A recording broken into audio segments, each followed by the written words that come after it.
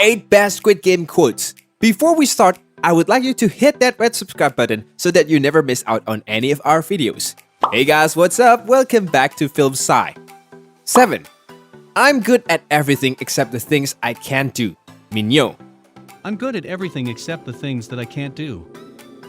When Minyo isn't the smartest character on the show and she's far from being the most likable, she does impress at point. In episode 3, fans get a chance to see how strategic she can be under pressure. The player says this line when she's trying to convince Doksu to let her join his group. She's immediately rejected by the gangster because he sees her as a liability who can contribute anything to the team.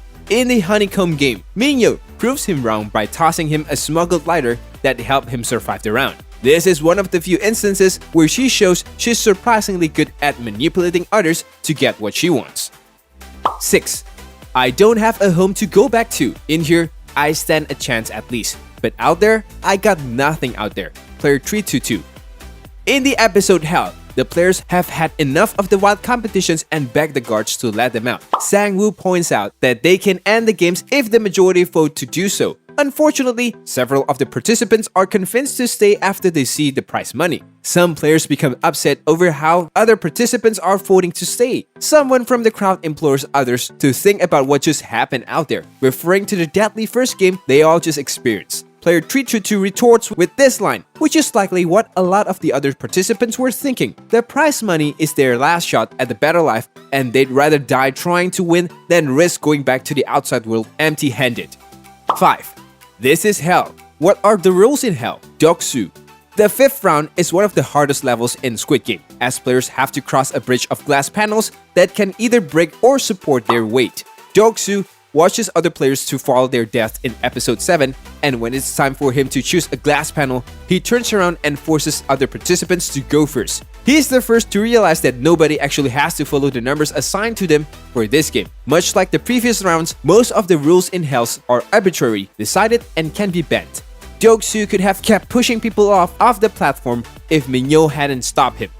4. Good Rain knows the best time to fall. VIP. The last episode of the show One Lucky Day no longer hides the VIP and the frontmen's enjoyment of watching the violent competitions. They can't keep their eyes off of Gi-hun and Sung-woo's final round together, when the two have to kill each other in a game they used to play as a kid. As the competitions intensifies, one of the VIPs makes this callous comment when the rain starts to fall. It highlights how for them the players' hardships and emotional turmoil are all a form of entertainment.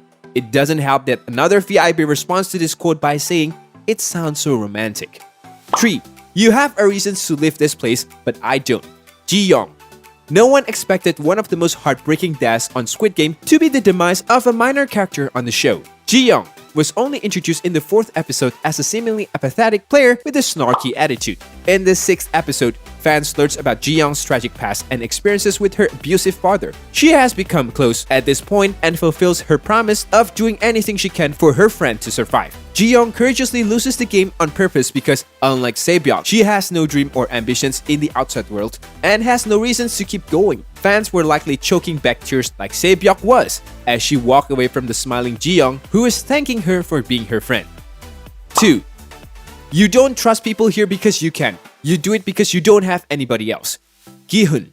Before the special game or riots in episode 4, the likable character Gi-hun starts going around the dorm reminding his teammates to go to Il-nam's bed when the lights go out. He'll walk out to Se-byok and tries to convince her to do the same, only to have her tell him that she doesn't trust people, especially those who end up in here. Gi-hun retorts with his powerful line, which seemingly gets through the untrusting Se-byok. She has only relied on herself for most of her life, having to do everything on her own to get her family out of North Korea. This moment marks the beginning of her friendship with Gi-hun, who she eventually learns to trust, so much so that she would even ask him to care for her brother before her death.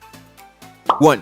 Do you know what someone with no money has in common with someone with too much money? Living is no fun for them. Il-nam. The most shocking twist in the show happens in the last episode when Gi-hun learned that it was his old friend and Ganbu who is responsible for the entire competitions. He's filled with anger as he stands next to Il-nam, who didn't die in the 4th game because of him after all. Il-nam tries to explain the origin of the contest to the perplexed Ji-hun, telling him about how difficult his life is as a rich person. He continues by saying, "No matter what you buy, eat, or drink, everything gets boring in the end. Gi-hun only becomes angrier because of his confessions and the misguided philosophy behind the competitions. Il-nam's final words give him the motivations he needs to snap off his 2 years rut and fight back against the enigmatic frontman and the VIPs.